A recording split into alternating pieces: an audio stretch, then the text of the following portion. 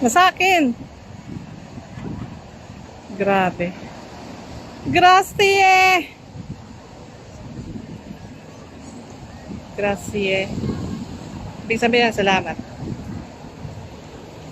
Salamat ang grasya. Ito yung pinunta namin dito kagabi na walang katao-tao. Bumili kami ng ice cream. Kagabi for dinner. Ngayon, ito na. Puno na naman ng tao siya. Tapos yung mga restaurants. Parang grupo-grupo yung mga nagpupunta dito. For. Ito yung gusto ko at Ito yung lugar kagabi na walang tao. Ngayon, puno na siya.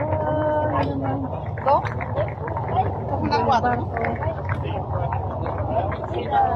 The bag there. Bag? The bag for Sheila. Where? Yan. Type ko na bag doon. Tag 35 dito. Ang mahal naman. Ganda na yan. Sige. Ano mo, puno kami niya.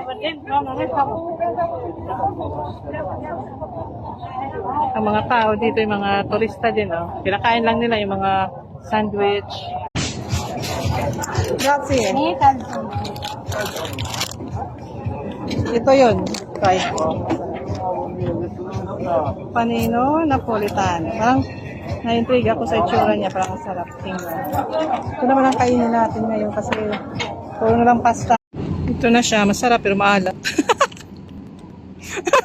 Maalat ang cheese. Kakainis ka.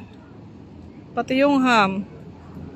Pero okay lang at least. Tikman ko siya kasi na-intrigue ako sa itsura niya. Parang sarap-sarap tingnan. Pero sana hindi man lang inalatan. Joke lang.